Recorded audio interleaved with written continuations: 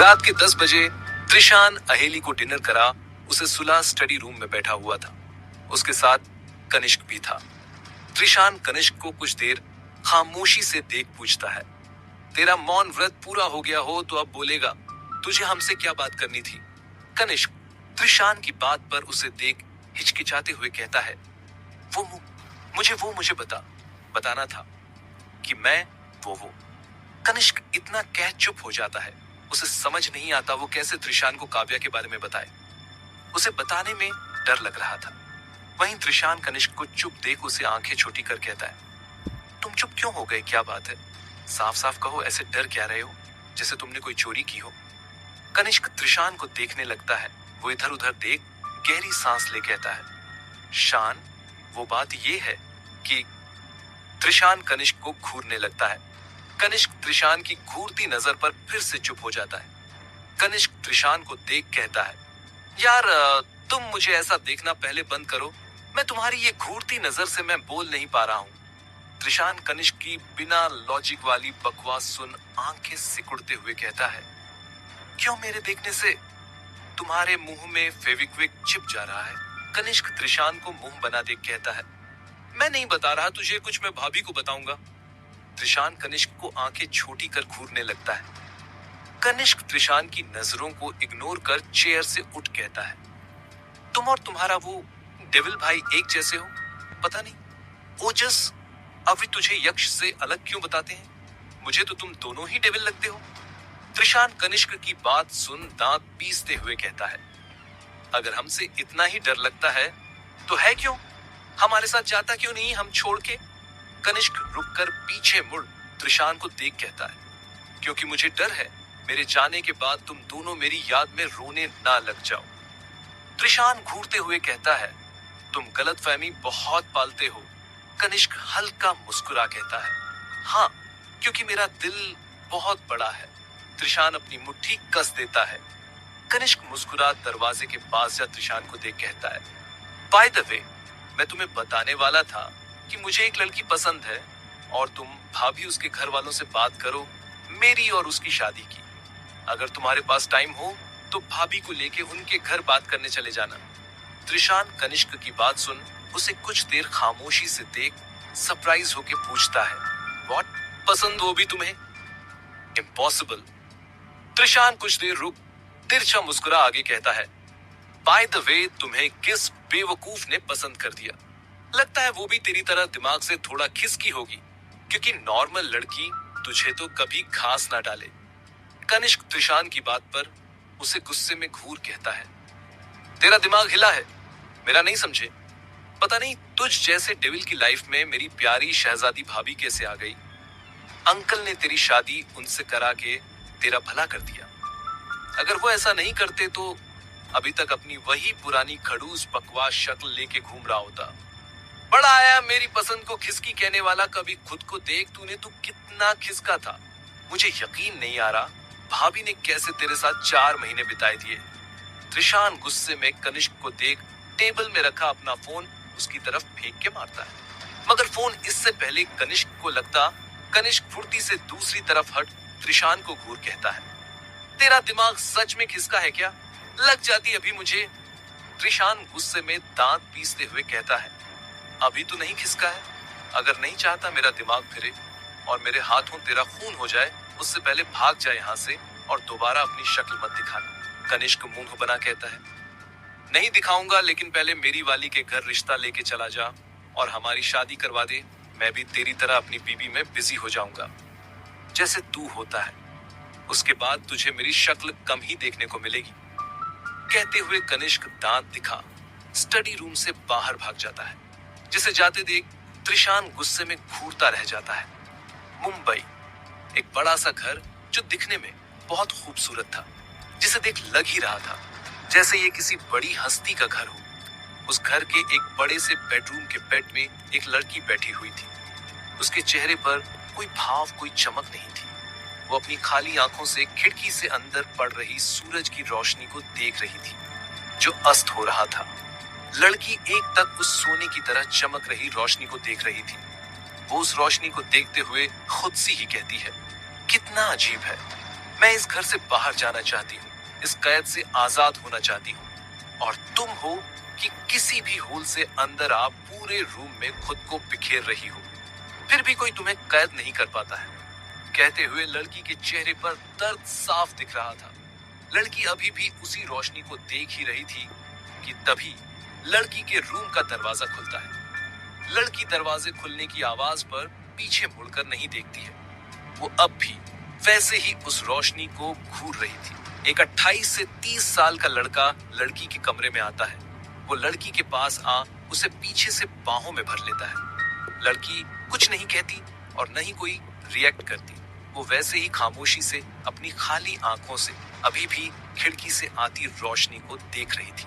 लड़का जब ये देखता है तो वो लड़की से दूर हो उसे अपनी तरफ घुमा उसे अपनी सर्द आंखों से देख कहता है, तुम मेरे पास आने से हर बार ऐसे क्यों रिएक्ट करती हो, जैसे तुम्हें मेरे होने ना होने से कोई फर्क नहीं पड़ता हो। लड़की लड़के की बात सुन नजर उठा उसे देखने लगती है। ये लड़की कोई और नहीं अनेरी थी।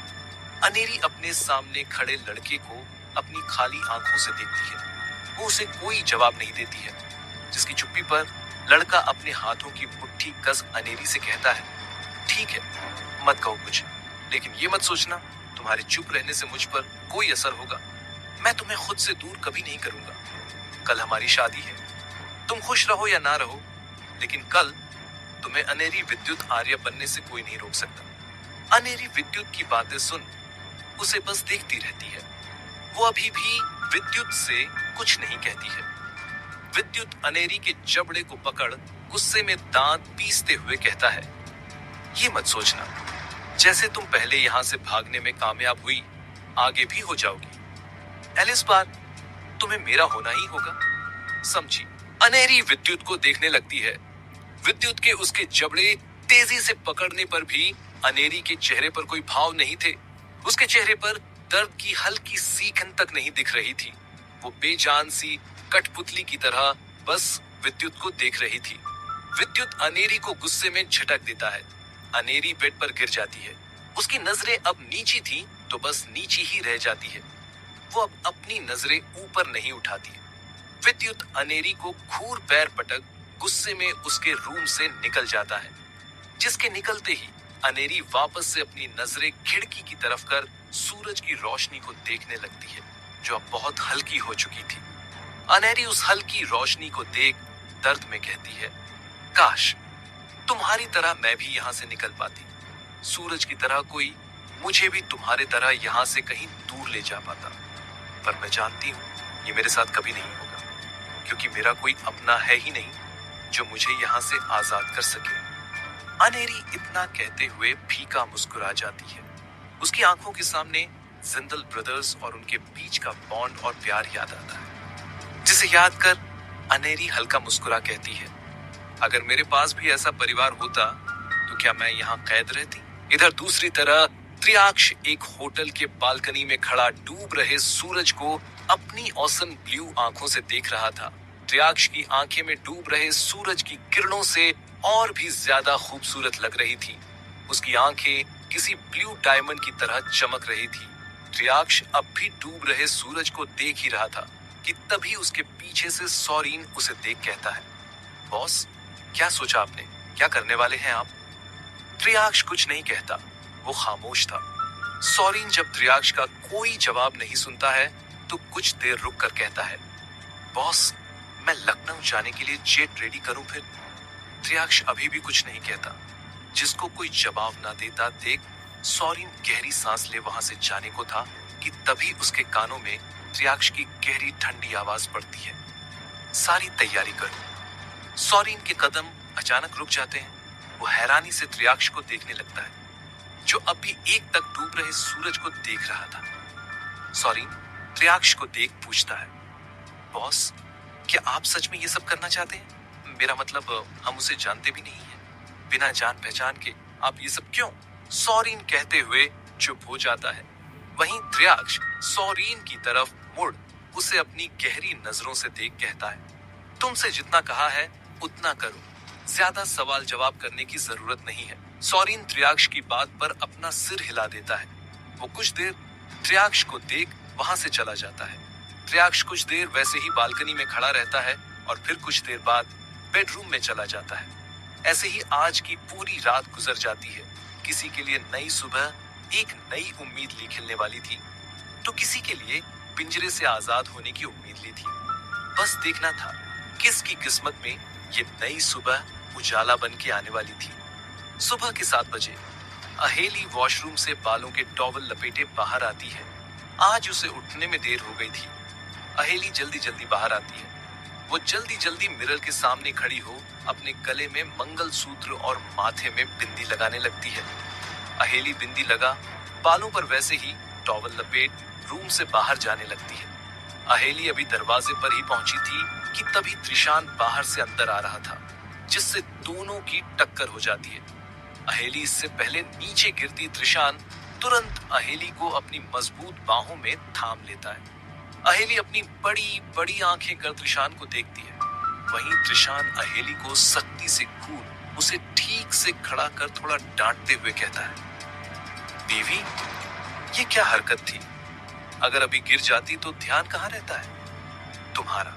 अहेली त्रिशान की डांट सुन अपना सिर झुका धीरे से कहती है, सॉरी, वो मैंने आप पर ध्यान नहीं दिया, मुझे लेट हो रहा था, आप अचानक अंदर आ गए।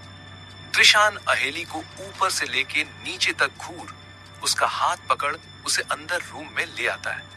अहेली त्रिशान से अपना हाथ छुड़ाते हुए कहती है, आप ये क्या कर रहे हैं? मुझे नाश्ता बनाना है, मैं पहले ही लेट हो गई हूँ। त्रिशान अहेली को सोफे में बैठा उसके बालों से टॉवल निकालते हुए कहता है, तुम्हारी कोई क्लास नहीं हो रही है जो तुम हमेशा टाइम पर पहुंचो, नाश्ता ही बनाना है, लेट भी हो जाओगी तो कुछ नहीं होगा। अहेली त्रिशान की तरफ देख कहती है, क्लास नहीं चल रही, लेकिन देवर जी लोगों, और आप तो टाइम पर ऑफिस जाएंगे ना, अगर नाश्ता बनाने में लेट हो गया तो देवर जी बिना खाए ऑफिस चले गए तो। त्रिशान अहेली के बालों को सुखाते हुए कहता है, बीवी, तुम्हारे देवरों की अगर ट्रेन भी छूट रही होगी ना, तब भी वो लोग तुम्हारे हाथ का नाश्ता खाए बिना घर से बाहर कदम ना रखें। अहेली त्रिशान की बात सुन हल्का मुस्कुरा के उसे देखती है। त्रिशान बात तो सही कह रहा था। आज तक घर के कोई भी लड़का बिना खाए घर से कभी नहीं गया था। जब से त्रिशान और उसके सभी भाइयों के मुंह में अहेली के खाने का स्वाद गया, तब से लेके अब तक कोई भी घर से भूखा कभी नहीं गया। उनकी कभी इंपॉर्टेंट मीटिंग भी रही हो तब भी नहीं। त्रिशान अहेली के बालों को सूखा उसकी मुस्कान को देख कहता है, बीवी, ऐसे मुस्कुराना बंद करो, कहीं ऐसा ना हो तुम्हारे देवर सच में आज बिना नाश्ता किए ऑफिस न चले जाए। अहेली की मुस्कान एकदम से गायब हो जाती है। वो त्रिशान को घूरने लगती है। त्रिशान टॉवल अहेली के हाथ में रख उसकी चिन को पकड़ ऊपर उठा उसके होठों में पैक दे कहता है, कल तुम्हें बहुत हर्ट किया ना, नाश्ता बनाने के बाद रेडी रहना, हम घूमने चलेंगे। अहेली त्रिशान को हैरानी से देख बोली, क्या घूमने? त्रिशान अपना सिर हिला कहता है, हाँ घूमने, कल तुम्हारा रिजल्ट आएगा, फिर तब तुम्हारी पढ़ाई स्टार्ट हो जाएगी, फिर तुम्हें टाइम नहीं मिलेगा। अहेली त्रिशान की बात सुन एकदम से सोफे से उठ घबराते हुए कहती है, क्या कल मेरा रिजल्ट आने वाला है? त्रिशान अहेली को देख अपना सिर हिला कहता है, हाँ, लेकिन तुम इतना डर क्यों रही हो, जैसे कल तुम्हारा रिजल्ट नहीं सुनामी आने वाली हो। अहेली नर्वस होकर त्रिशान को देख कहती है, पिया जी, मुझे डर लग रहा है, अगर मेरा रिजल्ट खराब हुआ तो। त्रिशान अहेली के गाल में हाथ रख सहलाते हुए कहता है, क्यों बीवी, तुम्हें खुद पर भरोसा नहीं है? क्या तुम्हारा पेपर खराब गया था? अहेली त्रिशान को देख अपना नहीं में हिला कहती है, ऐसा नहीं है पिया जी, पेपर तो सही गया, लेकिन फिर भी मुझे डर लग रहा है, अगर अच्छा नहीं निकला तो।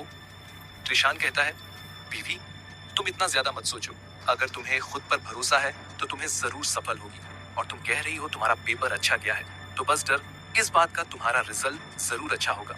वैसे मुझे अपने भाई की पढ़ाई पर पूरा यकीन है, तुम जरूर टॉप करोगी।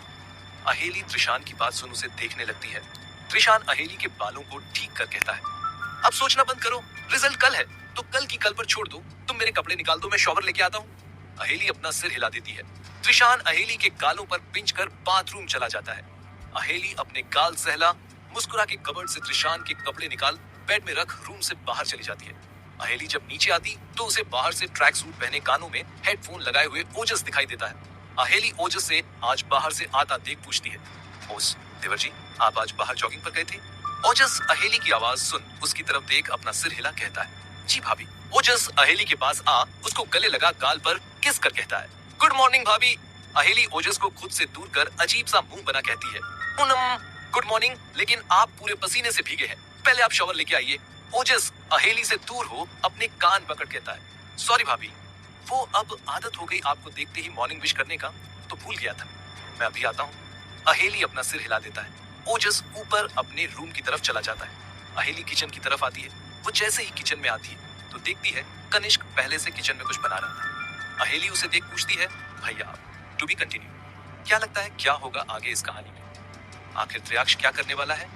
अनेरी विद्युत के कैद में क्यों है? आखिर है कौन ये विद्युत और अनेरी में क्यों विक्रम की जगह विद्युत को अहेली का किडनैपर बताया था? त्रिशान क्या अहेली को लेके जाएगा काव्या के घर? और क्या काव्या के परिवार वाले राजी होंगे? उनके रिश्ते के लिए जानने के लिए बने रहे मेरे साथ।